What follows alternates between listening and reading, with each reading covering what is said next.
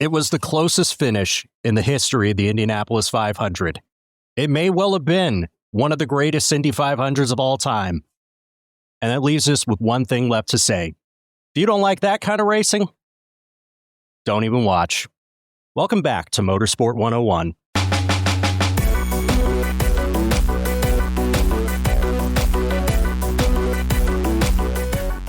Hey everybody, Dre Harrison back at it once again with 2 more episodes of Motorsport 101 being recorded today. This is episode 657. Of course, as usual, joined by RJ O'Connell and Cameron Buckley. Always a pleasure to have them around. The timing on this was a motherfucker. Just as we put out the first of our 2 episodes last week, we got a bit of horrible breaking news to come out of the world of NASCAR, and well, probably one that transcends towards all of motorsports. And hell, it's quite wild when even the bottle of ranch dressing in chief, the President Trump, acknowledges what a horrible loss this was, and the one time I'll ever agree with him. We lost Kyle Busch out of seemingly nowhere. We'd heard rumblings of a sinus infection he'd been dealing with. We'd only found out about 12 hours earlier that he was going to miss the whole of the Charlotte race weekend due to illness. It was called a severe illness. And then later that night, we got the horrible news that he'd passed away. Just a complete and total shock to us all.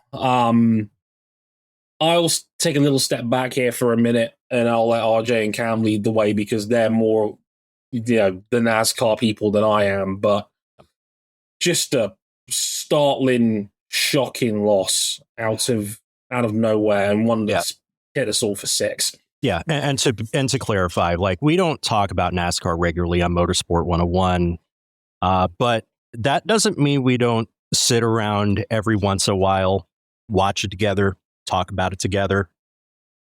And Kyle Busch is one of the greatest NASCAR drivers that's ever graced the circuit. That can be no question about it. He left us with 63 Cup Series victories, 234 across the big 3 national series. That's Cup. That's what we now call the O'Reilly Series. That's trucks.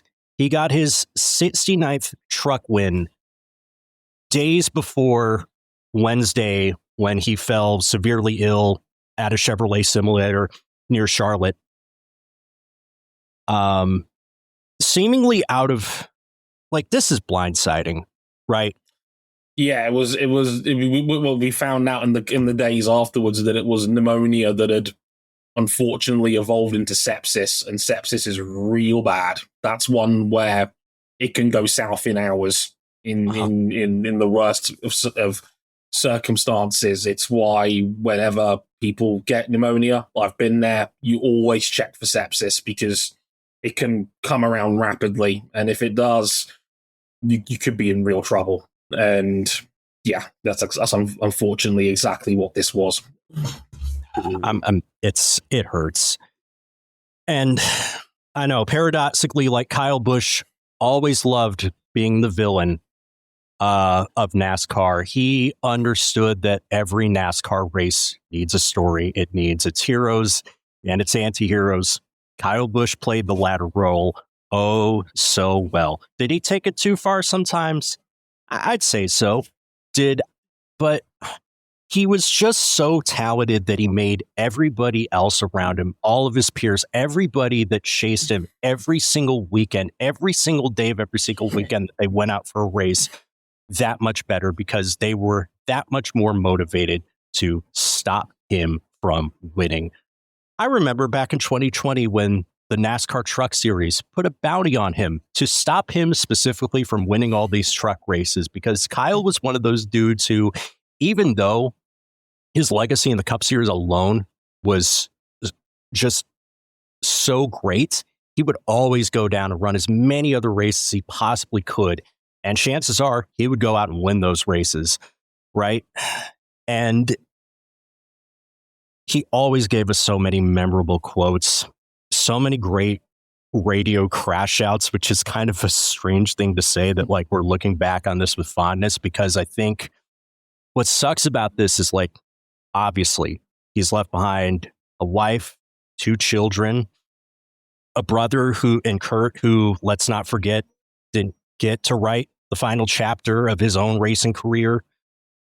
He's left behind a team that's been through all of this exactly 25 years ago. He's left behind a fan base that has become number to shocking circumstances like this. Like, a lot of people brought up the comparison to Dale Earnhardt because Earnhardt was Richard Childress' driver. Kyle Busch was Richard Childress' talismanic driver. I know these years have been tough for him, but when you look at him, the way he performed in the Truck Series, you think he still has something left to give to the sport, and he can't give it back. And to the fans, they've been through this. They've been through the loss of Greg Biffle and his family. Chances are, if you're older, they've been through the losses of Davey Allison and Alan Kulwicki, which feel so sudden because one day they're there and the next minute they're just fucking gone. And it really is a shame that Kyle's not going to be around anymore to just like talk about all these stories in his old age when he's retired and ready to step away from the sport and look after his son Brettston, who lovely gesture from RCR to pull the number 8 out of circulation and save it for when Brettston is ready to go racing a cup. I think that's a lovely touch. I'm still in shock, man. I don't really know how to follow any of that up. I mean, just as mentioned, completely out of the blue. He's here 1 minute. He's claiming a checkered flag from that truck race 6 days before he's gone. Just one of the generation defining drivers, a mercurial talent in every sense of the word. Either someone you love to watch or someone you love to hate watch. And I know which camp I was always in, even as a little kid. But now I feel like the Joker having lost his Batman. Right. Racing doesn't have a punchline anymore. It's not fun. Yeah. I look at it and just larger than life figure and just unbelievably talented on track. I mean, you can go watch. There is hours and hours of Kyle Busch highlights going back to his initial days with Hendrick and Busch, and that man could wheel a car with the best of them. He could step into a G3 car tomorrow, which he did at a Rolex 24, and he was not bad. He wanted to do the Indianapolis 500. That, along with winning the Daytona 500, were the two big milestones in his career that, unfortunately, he never got to cross off in his life in racing. Went to Carl Lawson instead. Yeah, to the point where it was even drawn up and mocked up with an M&M's car. You know, pour out a bag of peanut M&Ms or another type of M&M if you're not so inclined for Kyle. But just, I don't know what to say. I don't know what I'll be able to say. We're all just in shock right now. And you think about the other components too. His Truck Series team gave so many people their start, and that Truck Series team became part of what we now know as Spire Motorsports. And I thought it was only fitting that Daniel Suarez, a Spire Motorsports driver, one of the people that went to bat for Daniel Suarez early on in his career, got the win in the Coke 600. I thought that was very lovely. Some of the lovely gestures, even from the guys that have always been, you know, Kyle Busch's main rivals. Guys like Dale Earnhardt Jr., just, I don't know how he finds the words every single time so eloquently to put all of this into perspective. Like his initial statement when we lost Kyle, and then following up that with the piece that he narrated for Prime Sports before the Coke 600, just really beautiful. Brad Keselowski had some really lovely words today to say they were rivals. Carson Hocevar was one of those children that hated Kyle Busch growing up and was just devastated after this loss. I just don't know what to say, man. I think we all are. Yeah, such a young family. So, I mean, I watched the start of the Coke 600 and the tributes to him. I don't want to be. I said this on Blue Sky and on social media, and I'll say it again here. You do not have to be strong when you're having to deal with unbelievable tragedy. I think it's an overused term when we're dealing with grief because we expect people to be strong and to persevere. You absolutely do not have to be. Let me make that abundantly clear. But I do not for the life of me know how Sam and Braxton got through that. That was gut-wrenching. I had to step away from my monitor for a minute, and I'm not even, like I said, I'm not the huge NASCAR person, but I can only echo RJ's sentiments that he got it. He understood it. And that's something that I don't say about very many people in all of motorsport. They get it. Like a Pedro Acosta type, someone who truly understands that racing is about stories. It's about people. It's about how to engage with people. It's about how to tap into people, whether they love you or they hate you.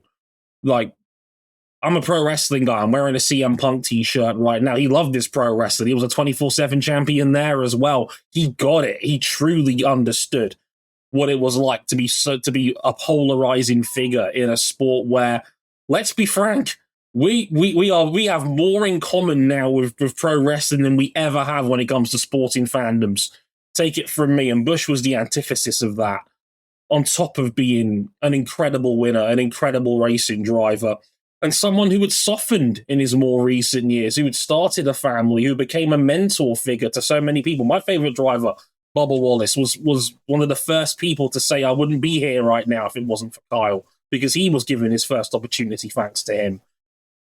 He was a transcendent figure beyond NASCAR, and I don't use that term very often, but it's eloquent and it's the perfect one for him.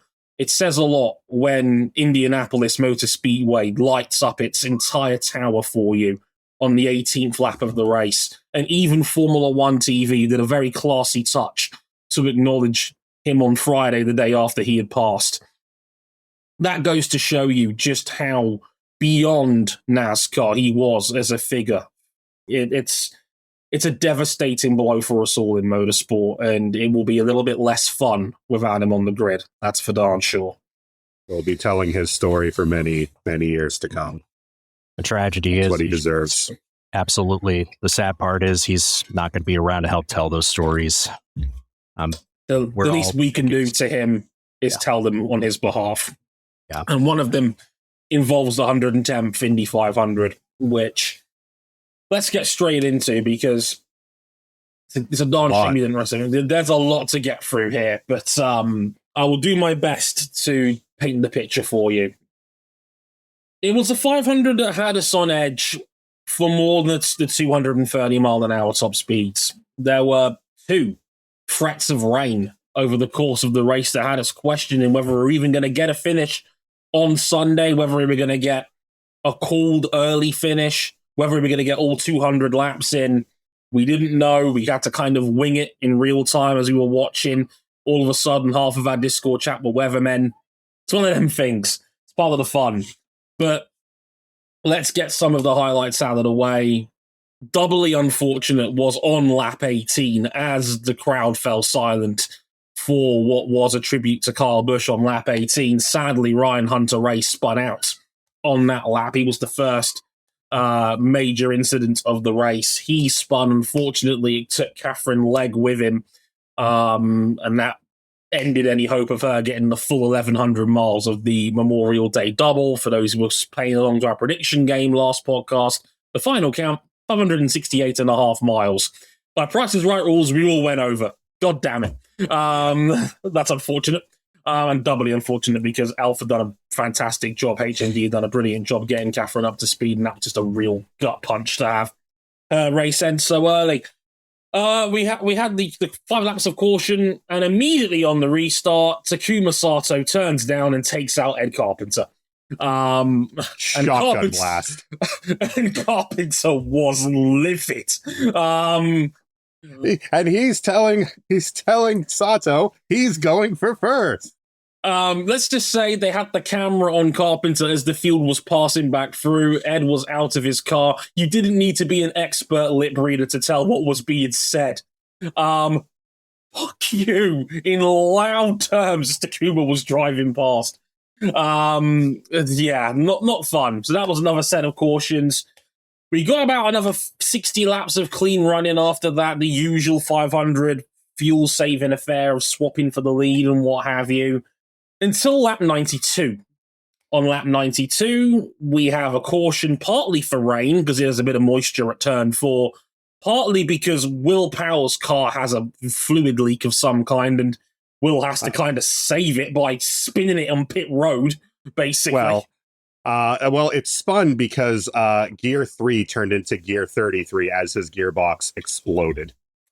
Yeah, that was unfortunate. At the very same time as well, yeah. Alexander Rossi's car has a fuel line failure, which then sprays fuel over everything hot and basically melted down the entire back half of his backup car.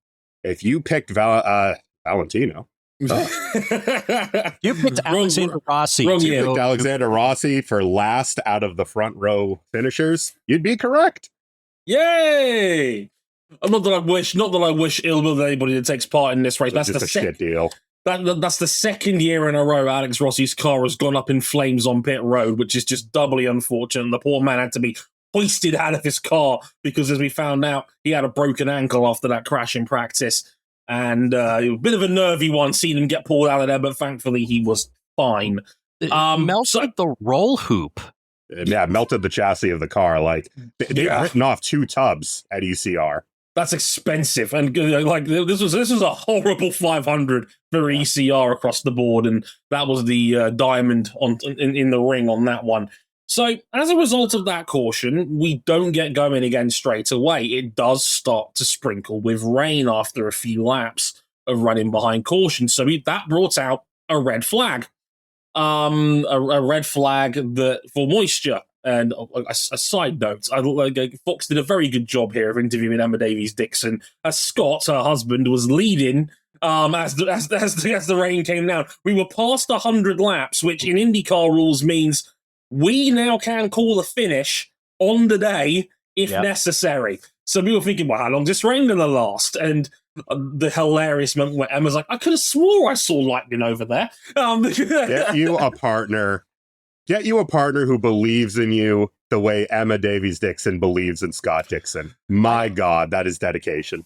I think there was a time where we would have said, God, Emma Davies-Dixon is just being so annoying, so extra. Could she just go away? But no, we need to appreciate these moments. Yeah. Scott Dixon is out there on track, not just because he's a legend, but because there will never be another Emma Davies-Dixon when it comes to supportive partners in motorsports who are not afraid to just say whatever when put in front of a microphone. You can't replicate that. She had no shame saying, yeah, we think we've been screwed out of this race 8 or 9 times by now. And I'm like, Jesus Christ, Emma. God bless her. I've had a couple of DMs with her and a couple of comments on Instagram here and that. She's not like that, but she's a really, really nice person. I just wanted to clarify that. But it is very funny. It was extremely funny. We did eventually get going again after the rain shower cleared. It was only light drizzle. Thankfully, we didn't lose the track or anything like that. So we're going into lap 125 and coming up to the green, and there goes Joseph Newgarden at turn 4. Oh, shit. Sank his car too low, trying to get some clean air on his front wing out of 4. Clips the curb. You go that low, you hit the curb, you're going around. Goes around and is out of the race after a spectacular recovery drive. Pretty much exactly as the form book said out of practice and qualifying. Not amazing in clean air. That car was goofy in traffic. That thing was stupid good.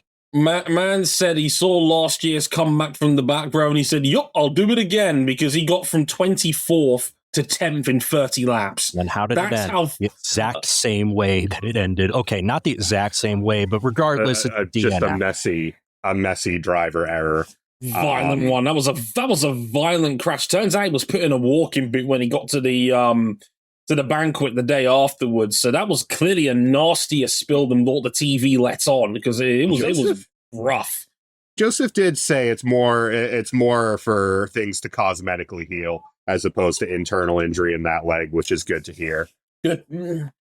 Abundance of caution, which is always when that term is used, it's normally good news, thankfully. So luckily, Joseph relatively okay. He got out, got in the ambulance under his own power. Turns out he was put in a walking boot, but thankfully nothing more serious than that. But eventually we got going again on lap 132, and this is where things get interesting. We have the nice number of laps to go, and nice. There's two camps of thinking.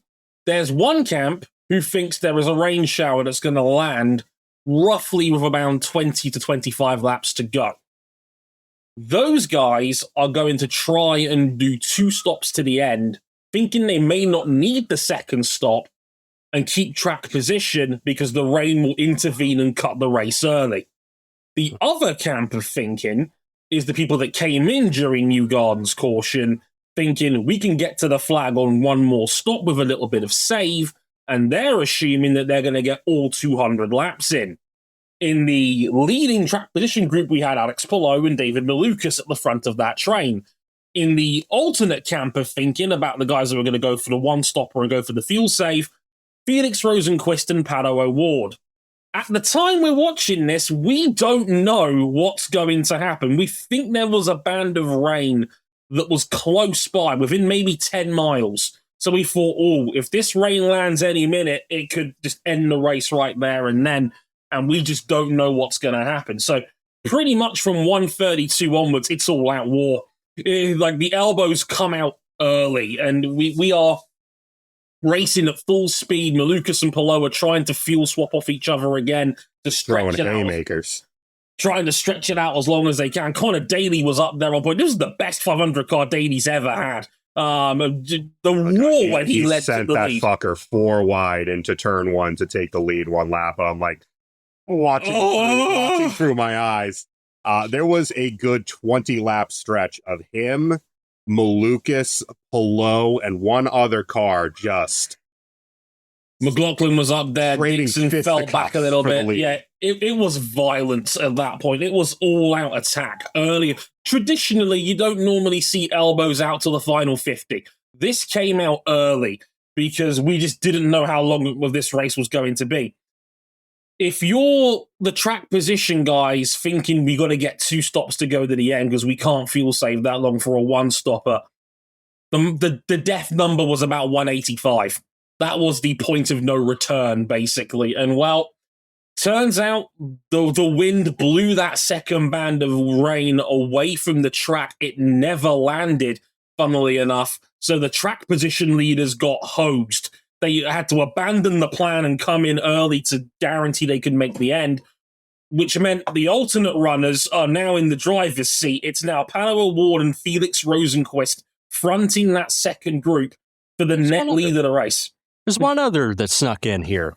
Running third, Marcus Armstrong, who was kind of hovering around that alternate strategy group, just like his teammates. And it was all going so well until all of a sudden, Kyle Collette crashes and probably throws away a big Rookie of the Year check in doing so. He was running 10th at the time he hit the wall. He was looking real good for a top 10 performance on debut. Probably would have guaranteed him Rookie of the Year. That honor ended up going to Mick Schumacher in the end. He's $50,000 richer as a result of that one. But it was such a shame for Collette, who had a fantastic race up to that point. For about 192 laps, he acquitted himself quite well for his first Indy 500. Lost it in the marbles at turn 2, smacks into the outside wall hard, car catches fire, wins the shit out of Collette, but thankfully he was okay. Smacks is an understatement. I won't thank Tony George for many things about IndyCar, but I will thank him for the safer barrier. You can see that wall shudder across the length of the corner. Now, we didn't realize this until we checked the rule book after this happened. It's now an official rule in the IndyCar book.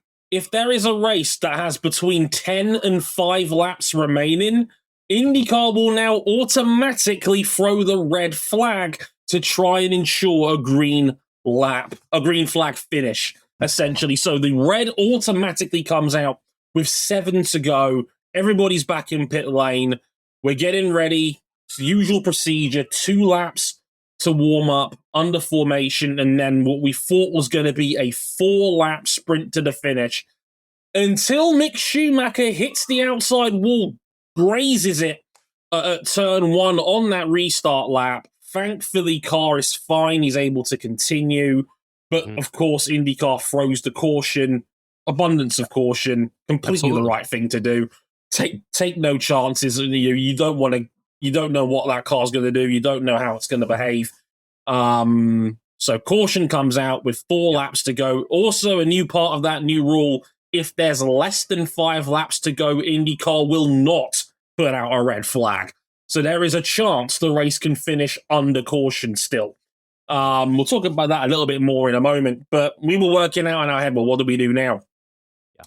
Turns out it was a 1-lap final shootout for the glory of the Indy 500, and you had 4 main contenders. Felix Rosenqvist, who had gotten to the front as a result of the previous battle in Pato O'Ward, was right there. David Malukas was allowed to basically catch back up because of that previous red flag. He's now in the lead group, as is Marcus Armstrong, as mentioned earlier. Marcus Armstrong, who grabbed the lead on that restart just before Schumacher scrapes the wall.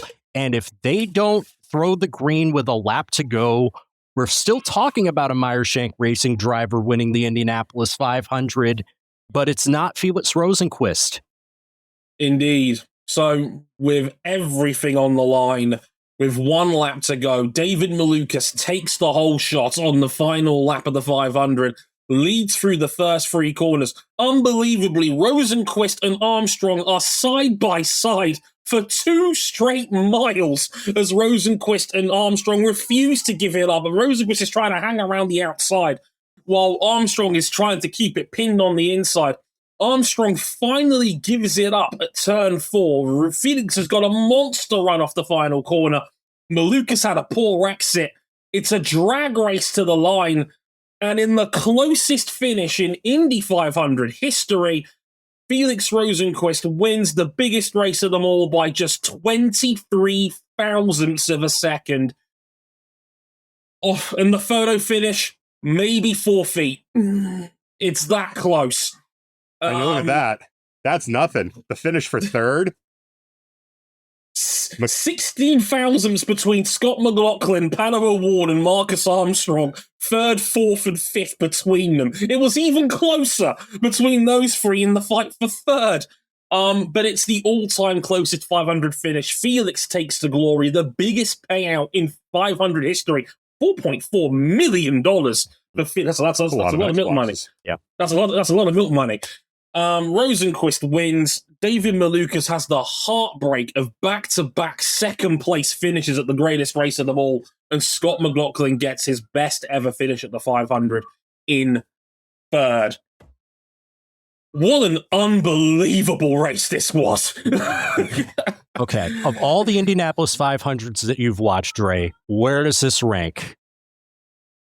I'm still not sure about whether I put this one above or below 2024, because 2024 was the other, in my opinion, otherworldly 500. Like, no disrespect to Cam, but Pelot's win last year was a bit of a damp squib by comparison on 500 levels. It's not because of Pelot, it was just because of the way the race played out. Indeed. This one, I know that, late red flags, 1-lap shootout finish. I know that feels very sports entertainment to a lot of people, but I think in the end, you cannot say that the right driver did not win this race. That's the greatest final lap I've ever seen at a 500. That was unfathomable. Is it the craziest, but it's probably the greatest. Like that is 2 miles of side-by-side driving between Rosenqvist and Armstrong at 220 miles an hour. And neither man wanted to give that one up. And you know what's crazy? It was calculated from Rosenqvist. He was trying to side draft off his teammate. His teammate was probably trying to side draft off of him to try and get the momentum on Malukas. Felix had said after the race. Kept switching lanes to try and give them both to draft to try and disrupt it. All three of them were being very strategic about it down the backstretch.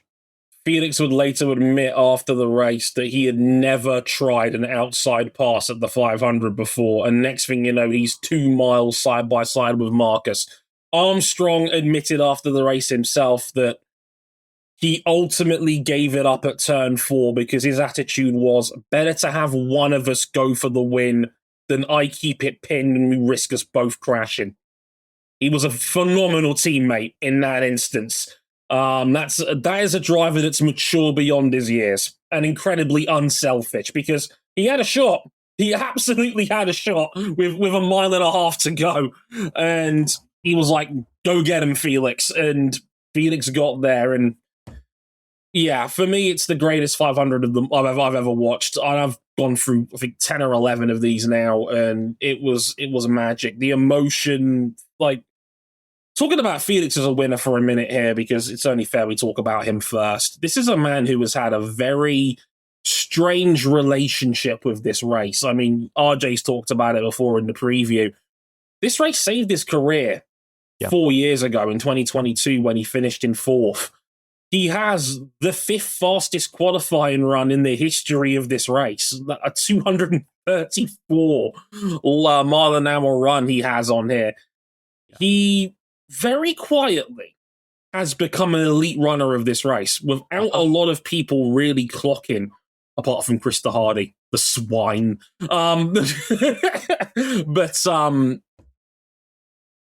This is a race that has become a key chapter in the story of Felix Rosenqvist, the driver for hire, as we nicknamed him on this podcast.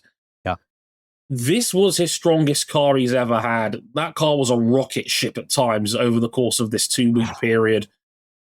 We were left perplexed how he didn't get pole position the weekend before, because in the rounds of time trials leading up to that, his was the quickest car right up until it mattered most and he needed to go get pole position. Just like it was last year when Rosenqvist had the quickest car, only to lose pole position to Robert Schwartzman. Mm-hmm.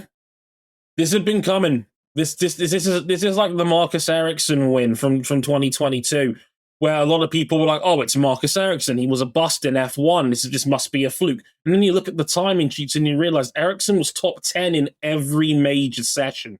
He had a competitive car the whole way through. He just took advantage of the opportunity that was presented to him. And then he shut down Joseph Newgarden where it mattered most. No easy task, as we've seen in future years. It's the same principle here with Felix. He had been knocking on this door for some time. Hell, how's this for some extra emotion? He'd just become a dad. Only weeks prior, we gave Felix Rosenqvist new dad trim. That was a fundamental mistake. Right? That's one way of looking at it. And let's not forget, he was battling Pato O'Ward, the man who was the best man at his wedding, one of his best friends. Yeah. In the heat of battle for the win. It doesn't get much more emotional than that. My God. Yeah. And, dude, and I mean, to touch on the point that you made earlier, to explain why I think this race saved his career 4 years ago, you have to go back to 2021. Felix Rosenqvist left Chip Ganassi Racing to join Arrow McLaren. Rosenqvist had won his first race with Ganassi, had been Rookie of the Year in 2019, gets the first win at Road America, and then abruptly he leaves for McLaren. His seat is filled by Alex Palou. We all know how that goes. 2021 was just terrible for Felix Rosenqvist. He was not getting up with the setups they were giving him because the team is still very much built around Pato O'Ward and their driving styles are much different. They go into 2022, and by about the month of May, you're thinking, well, Rosenqvist may not be long for his time in McLaren. He may not be long for his time in IndyCar entirely. There were talks that he was wanting to go back to Formula E where he had been before coming over to IndyCar, among the many, many other places he had been before coming to IndyCar. Let's not forget, he was a bit of an overager in old Formula 3. It took him 4 years to win the European Series title. And, that comes with the stigma. But once he graduated, he was willing to get into anything and go quick in it. Right? And then he goes out and he darn nearly wins the Indy 500 in 2022 with a performance that, in my opinion, saved his career in IndyCar. I know it wasn't going to save his career in McLaren because they were determined to get Alex Palou in and try and move on from Felix Rosenqvist. And for a variety of reasons, they can't really do that. Not in the way that they had intended. Rosenqvist gets a new lease on life at Meyer-Shank, joining them at a time where I think it's safe to say going out of 2023 and into 2024 that morale at Meyer-Shank Racing was a lot lower than it is right now. Mm-hmm. And they don't yet have but they get the Ganassi Technical Alliance. Rosenqvist beds in with the team. He's become such a good leader of this team. And every time he goes out, we're thinking, right, when is he going to win another one of these? Because it had been nearly 6 years since his first IndyCar win. We're wondering, is he ever going to win another one of these? You're going to win any of them. You might as well win the big one. And how's this? Meyer-Shank Racing still only has 2 IndyCar Series victories. They are 5 years apart at the same event. Helio Castroneves in the 2021 Indy 500 and Felix Rosenqvist this past weekend, also at the Indianapolis 500.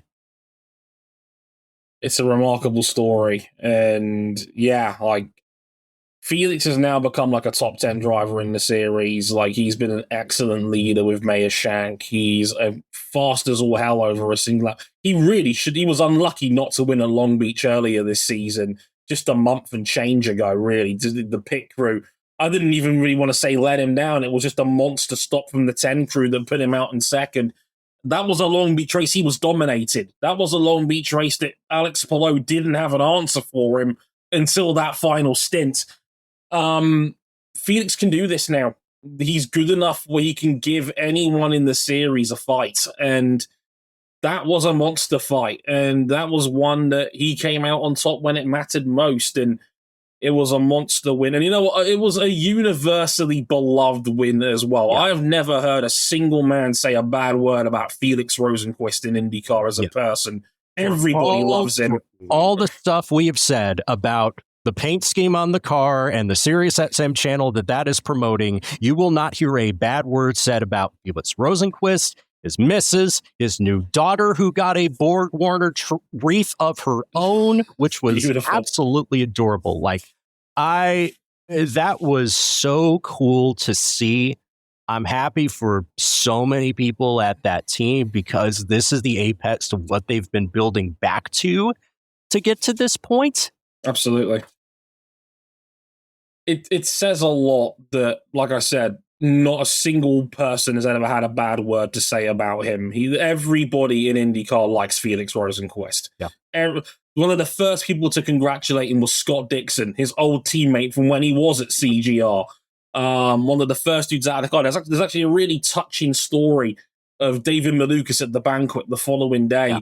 When he first arrived at IndyCar as a rookie. He was in the back of the room at the first drivers meeting, was nervous, didn't know who to talk to. The first person who went out of his way to talk to him was Felix Rosenqvist.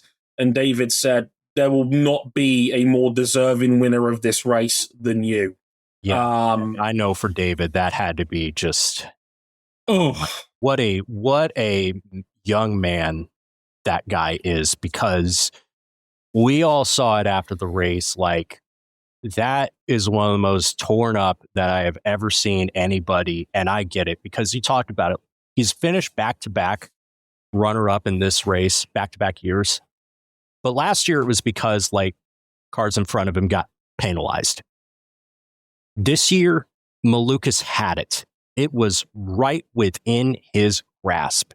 And if not for Rosenqvist, not only running side by side drafting up Armstrong, trying to pass him around the outside, but the move he pulls coming out of 4 to just snatch the car over to the right without disrupting the momentum and get the toe that would give him the pass to win the race at the line.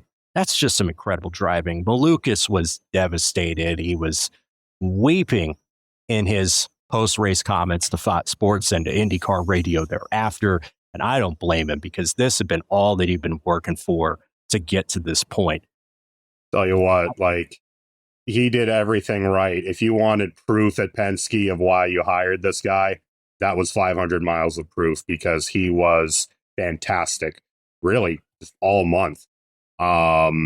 Even when Joseph and McLaughlin had made their way up the field, Lucas was still able to hold them back. And we know how strong both of them are at this race. He was really the only person who could go and fight with Palou and continuously be able to go and try and hold him off. And those two went at it for, like 70 laps. Quite possibly the best performer of the last fortnight across the board. And I know he's got a little bit of an advantage because he's in a Penske that have been proven to have been, a lot of people were happy to see Penske take an L, but man, even a lot of those people were just like, man, I feel for David. And I wouldn't say that Penske were anything but invulnerable this weekend.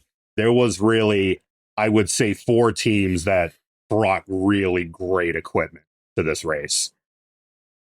Yeah, for me, I mean, it was a gut-wrencher watching David basically weep on the sidelines. The first person to comfort him was Marco Andretti, one of the very, very, very few people on this earth who knows exactly what it feels like to be David Malukas in that situation. And if anything, it's arguably even worse for Marco because he had to bear the burden of the family curse for the better part of 2 decades off the back of his first 500 himself.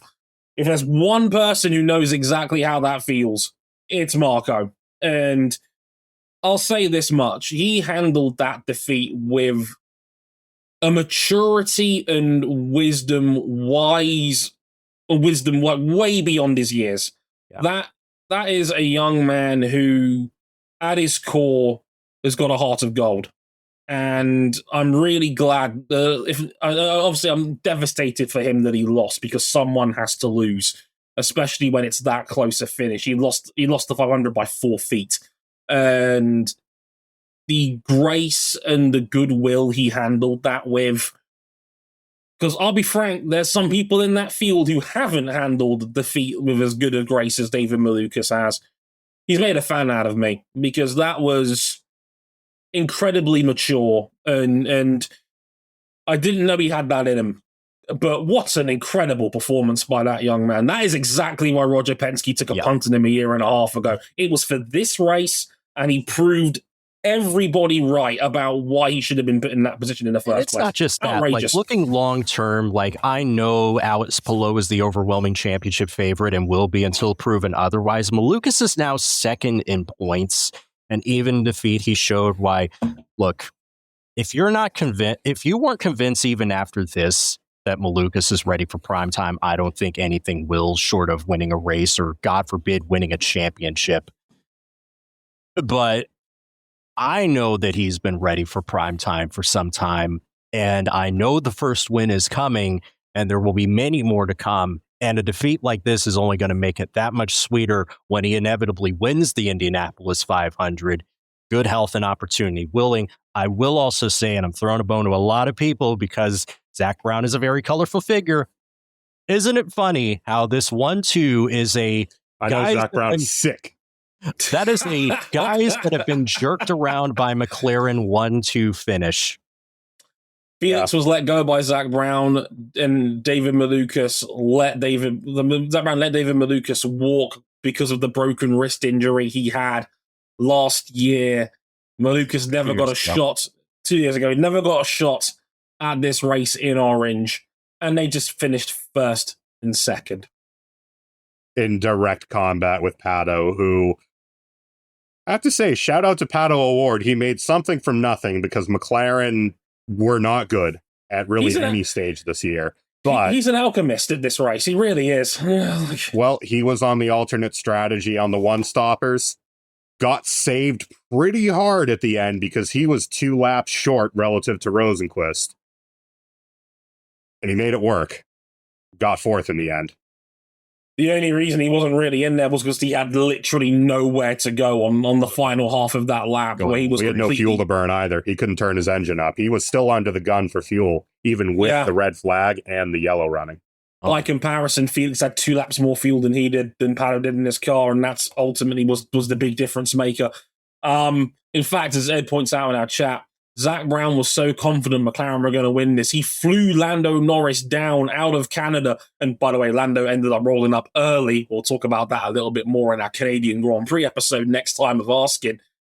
But Zach Brown made Lando fly down because he was that confident they were going to win this race.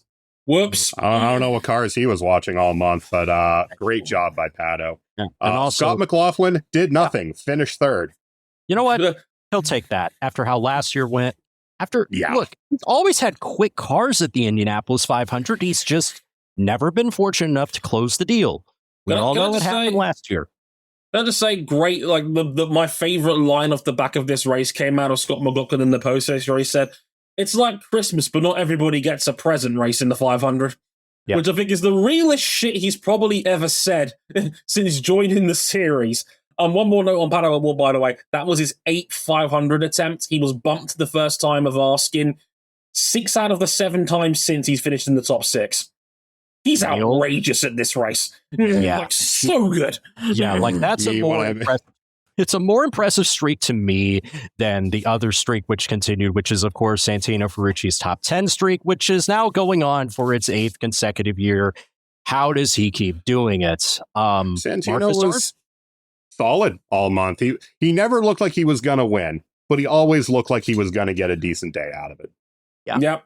He's done that quite a few times now where the car is a good car. It's good enough where it can contend, but maybe not that final extra half mile an hour where he can really think about winning it when it matters most. But look, say what you will about Santino. The man knows how to win it at Indianapolis. You don't fluke 8 top 10s in a row. Like, that's really impressive stuff. No matter, like, that's a guaranteed contender every year. You can't complain about that if you're AJ Foyt. And was that Kyle Collette crash away from probably a double top 10 for AJ Foyt. Again, not race contending, but certainly solid. If this is what they can produce every year, that's a good haul of points to get them up the order in the winner's circle. What a great one for Marcus Armstrong, too. Top 5 finish out of it all. Could have won if the chips fell a different way. Acura is already getting return on that investment. Yeah. I think you mean the return on that divestiture more in our... I have to try and go to Petit and see the ARXs one last time. Rinus VeeKay, like I told you, fast Rinus VeeKay at the 500 was going to be back on the menu. P6, his best ever finish in this race. Well, that is an incredible result for Rinus and Junko Sollinger Racing. Awesome. Awesome stuff. And that final restart, the penultimate one with 5 to go, that was incredible. Like, that man is fearless, and he must really hate Alex Palou. That's racing. It's one of them deals. I'm going to do what we don't normally do on this pod. I'm going to run you down the floor as well and tell you there's a couple of little extra stories in the way to get through as well. Alex Palou was 7th in the end, and there's been some controversy since the end of this race because he's been docked 5 points, and his team at Chip Ganassi Racing has been fined $10,000 for his car falling out of compliance. It was due to a part of his front wing having collapsed, and therefore the car fell out of compliance as a result of that in the back half of the race. It was deemed that CGR had not deliberately modified said part, and that's why the punishment was only a 5-point deduction and a 10 grand fine, where it could have easily been a disqualification. A lot of people drew an immediate comparison to Callum Ilot's disqualification for Prema last year. There is a couple of key differences here that are worth explaining because a lot of people got very cynical about this when it was announced, understandably, because first thing you got to consider, clearly a Roger Penske owned series is going to trigger a pro Ganassi conspiracy. Right now, Exactly. It's the cartel working together, like the big six in the Premier League, working together as a cartel to keep Tottenham up. Yeah. So to explain, my Marshall Pruitt did a very good job of this, explaining this in his Racer.com mailbag article today. And I'll read this out verbatim. Prima was hit for an incorrectly installed front wing end plate that was clocked on the wing at an angle that did not comply with the minimum/maximum height rule for end plates. The penalty was extremely harsh and was levied out of an alleged belief that the illegal installation was intentional, done with a disregard for compliance.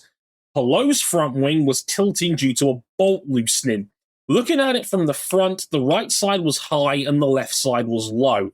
There's a belief by IndyCar Officiating Incorporated, this is the new independent panel that evaluates this, by the way. It's a different set of referees than we had last year. That is important to distinguish, that it was an assembly error by whoever bolted the wing to the nose, or a thread locking solution like Loctite was not applied, which allowed the bolt to back out to the point where Pallot's front wing assembly could be seen slightly leaning to one side in the second half of the race.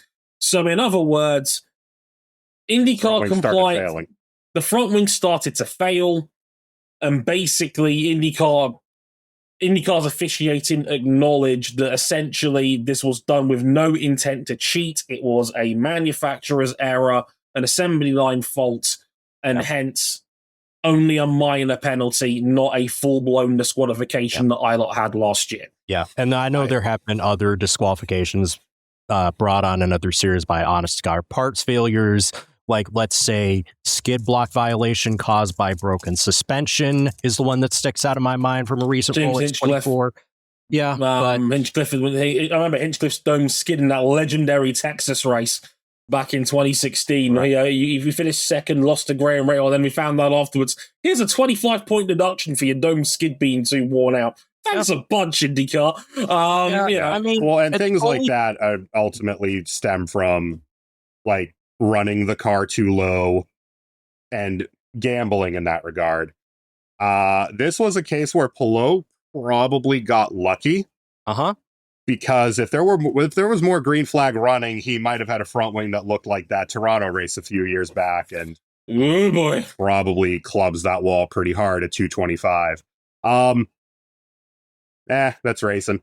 Happy knows how to putt at this track. Yeah, he was fast as fuck. Even with the front wing failing, he still only had like the second best car. Yeah, I'm cool with that. Palou's just a monster. What more can we say at this point he about was Alex doing Palou? some prime that damn Spaniard bullshit in the first half of that race. Pretty much anytime someone went to go try and pass him for real, as opposed to fuel saving, that move around the outside of Daly and McLaughlin like had me again, shattering my teeth, looking through my hands like everything was about to end. He's going to get another one of these. And to the point about, like, look, before we get our emails saying, oh, you're just a Pro Outs Below podcast, of course you're going to come to stop for him. All I just want out of this is that it's consistent and the explanations make sense along with the penalties levied, no matter how small or how large, right? That's all we can ask for. For me, personally, I've got no problem with how they officiated that. I was like, okay, that makes sense. You basically said, hey, this was an assembly issue. You clearly had... Look, I said this in Formula One in regards to Austin in 2022 when Charles Leclerc and Lewis Hamilton was disqualified in what became skid block gate. I said it then, and I'll say it now. When it comes to motorsport scrutineering, you have to apply a sense of good faith. That you assume the team in question has not cheated unless proven otherwise. Because if you take a bad faith mentality to scrutineering, really you should have to check every car for the entire rulebook, because the presumption is that the team has cheated and it's up to you to disprove that. If we did that, we'd still be checking Felix's car now to see if it was actually within compliance or not, because IndyCar's tech book is about 70 pages deep. Yeah, and I'd also like to add to the point about Callum Island before we move down the results sheet. Did anything else happen that weekend that might make the officiating crew a bit more vigilant during last year's Indy 500 to see if cars were in compliance or not? I can't imagine that the two smoothed out Penske attenuators or two engine covers from the two Andretti cars may have made the scrutineers a bit more, shall we say, cynical about the situation, given there was a high-profile case in qualifying week that brought the entire sport into disrepute. And they got their pants pulled down during that initial incident. Oopsie whoopsie. Going to round out the rest of the top 10, Romain Grosjean and Dale Coyne Racing, and I'll give credit to Townsend Bell for thinking of this because we don't often give that credit because he has grown into the Paul Tracy role in his time commentating for NBC and Fox. But he planted the idea that Dale Coyne Racing should change the number 18 on Grosjean's car to one that looks like Joe Gibbs' number 18. And if you don't know, that's the number 18 that Kyle Busch drove with for 15 years of his Cup Series career, which was a classy touch. And great idea. Gosh darn it, a ninth place finish after the 500s that Coyne has been having lately. Oh my God. And the worst thing is, it could have been so much better because Dennis Hauger was with Rosenqvist on strategy and sped in the pits and threw it all away. He was running a net third. Yeah. He was running a net third with fuel to burn versus Pato. He would have been in the fight for the win. Yeah. And did the Dixon. Could you imagine the headlines back home if Dennis Hauger's in play on his first attempt? Wow. Oh my God. Oh my God. He did a Dixon and sped in the pits. I mean, that's the other thing too. It's just like Mick Schumacher, we mentioned it. He won Rookie of the Year. Everybody said this is just a popularity contest. We know it is sometimes, but Nicole from the Orange Flag podcast made this point. Colette crashed. Hauger blew the race by speeding in the pit lane. Schumacher, apart from skidding the wall with 4 laps to go, drove a much cleaner race than the other three. Jacob Abel, sadly, was never a competitive factor. Here's what I'll say. Nicole's absolutely right. Mm-hmm. But I also believe that more than one thing can be true at once, and there was no way that media pen was voting against the Schumacher.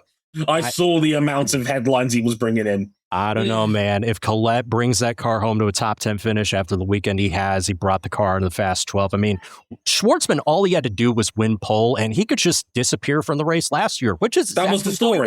The year. Yeah, exactly. That was the story of that entire 500, besides Polo winning, was Schwartzman's shock pole and the first Ricky pole sitter in, nearly 40 years. Yeah. So, it became the story of Prema's time in IndyCar, given they are still in flux, let's say. Purgatory. I'll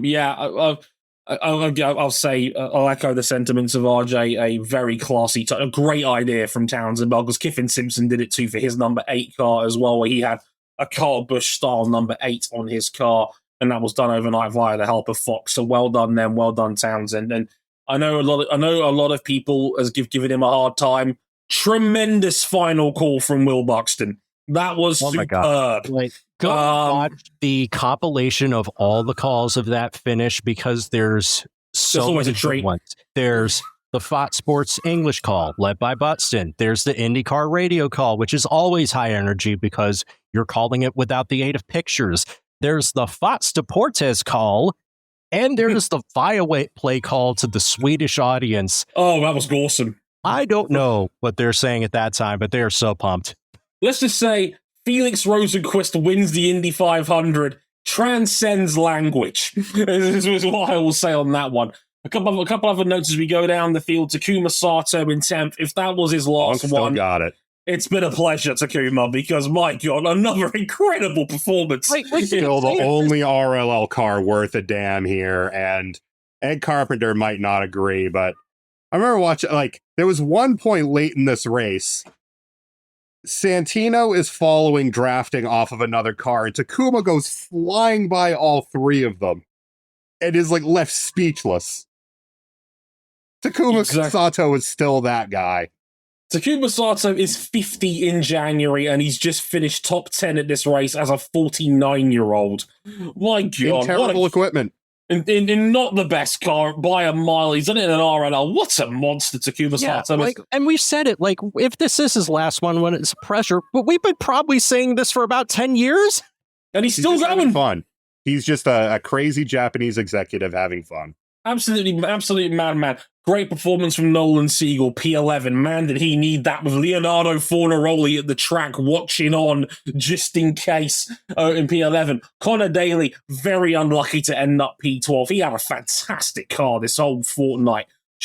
He had top 4 pace easily, Connor Daly. That was the best episode of Should I Open It or Should I Keep It Sealed you will ever see in your life. It ends the same way, dog. It's just like, I felt bad because, like, I know Connor Daly is going to run at the front. Every time he gets the lead, the crowd is going to go nuts, like Stone Cold Steve Austin and the glass shattering. Oh, yeah. And then I just wonder, how is he inevitably going to shuffle back down the order to a finish that his efforts don't deserve? And this time he just got caught out on strategy. Yeah, it was on the wrong strategy. It happens. Marcus Ericsson 13th, Kiffin Simpson 14th. Scott Dixon led 32 laps on the day before that first rain shower. I think Emma may have jinxed him there. Just didn't have the pace in the back half of the race, dropped to 15th in the end. Very poor restart off of that initial rain shower where he started off leading. Pelot gets him into one, and then he lost like 7 spots and just never was able to gather them back up. For the first 90 laps of this race, it looked like a classic Ganassi v. Penske slugfest, and then the rain broke it all up. Yep. A rough couple of weeks for Carl Kirkwood, ends at a P16 finish, and he's never at the races. Never at the races. Andretti. It's cost him a boatload of points to Alex Palou. He's now 49 points behind Alex in the championship race off the back of the because you got to remember, Alex Palou got 12 bonus points for qualifying on pole position because of the Fast 12 rules we have specifically for this race. So in the end, Palou, even with the deduction, left with 31 points. If nothing else, it was a good points day for number 10. Christian Lundgaard, 3 that brother, god damn it, in P17. Ahead of Mick Schumacher, Rookie of the Year, as mentioned. He gets an extra 50 grand as a result of that award. Dennis Hauger, again, mentioned him. He was so close to a potential top 3, maybe even more in 19th. Graham Rahal in 20th. Louis Foster in the rare club of guys who finished where they started in 21st, ahead of Jack Harvey. Stingray Rob in 23rd, plays out of Jacob Abel. Christian Everest's car had a mechanical failure before that final restart. That's why he was out there for the victory celebration. Yes, I was curious about that too. His car died after the red flag. They couldn't get it going again. Keep in mind, he does have number 5 as a car owner. He co-owns the number 60 car. Does that count? Not really, no. But it is cool. It is cool. Hey, good news at the Concourse Club Miami. You don't have to repaint that Elio mural. No, it's still good. It's still good. Kyle Collette, deeply unfortunate, as mentioned, had a top 10 car pretty much all fortnight in 26th. Christian Rasmussen, just not at the races, all fortnight, and then a mechanical in the actual race itself. Actually, through the race, consistent fueling problems. They had fueling problems every pit stop. They got worse. They never got better, and eventually had to retire the car. That's not very exciting, is it? No, and just the last little cherry on top of the shit Sunday for ECR, really. ECRs whose cars were 27th, 30th, and 31st in a field of 33.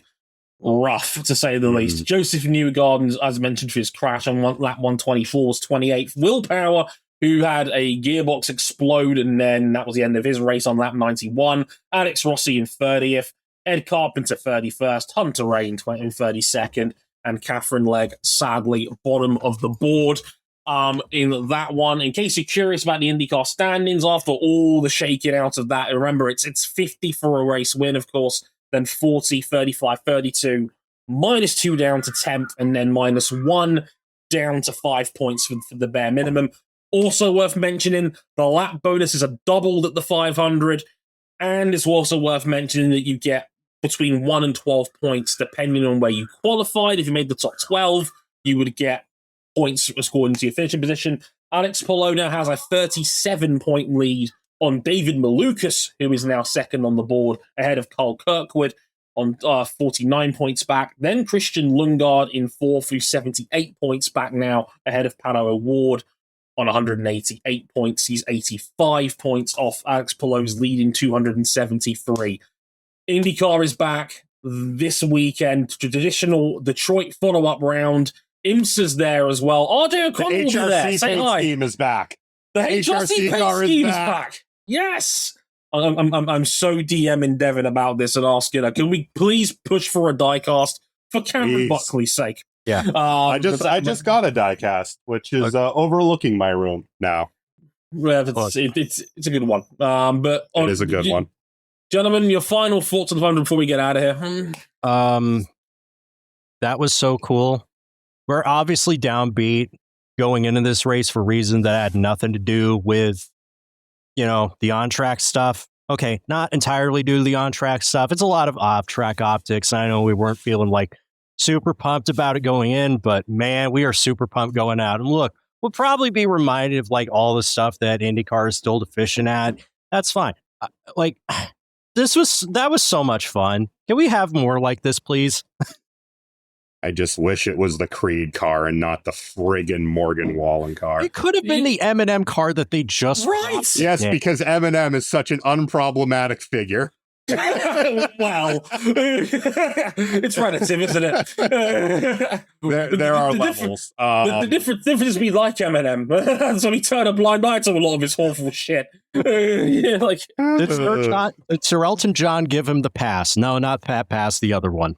I love that chat here just put Eminem just has mommy issues. He's not a racist. The bar. There are levels to mommy issues, and Eminem has his own level. Indeed. I will say think about this. I will say, as much as it is frustrating that Morgan Wallen is going to be forever immortalized in the IMS museum, for fuck's sake, that was one of the greatest Indy 500s of them all. I think the greatest final lap that race has ever had. That was the first 10 out of 10 I have given in the DRR review, ironically, since the 2024 Indy 500 2 years ago. Funny how that turns out in the end.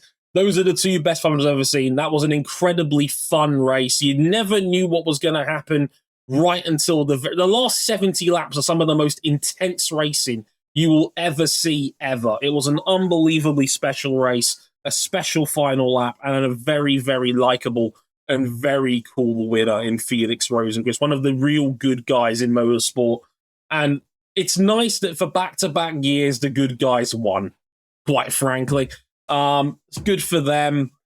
I'll get out of here. Let's quickly do the social media stuff. If you've enjoyed the show and there's places you want to follow us, you can do that on our website, motorsport101.com. We're on Twitter, motorsport_101. We're on Instagram, motorsport101pod. We're on TikTok at M101_podcast.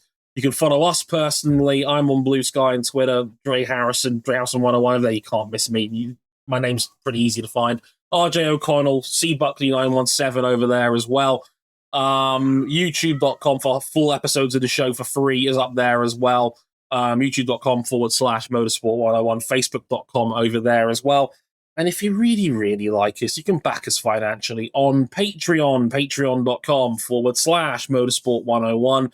You can back us at the $5 level to get all of our podcasts early, at least 12 hours before they actually go live to the public. You can upgrade to the $10 tier as well, and you can listen to these episodes live as they're being recorded on Riverside. Kira, Ed, Steve, Jace, Raptor, thank you all so much for watching along. Do stick around. We've got another Canadian Grand Prix episode to get through immediately after this one as well. But until next time, I've been Dre Harrison, they've been RJ O'Connell and Cameron Buckley. Thank you very much for watching and listening. And don't forget to keep it rowdy. Sayonara. Later, y'all.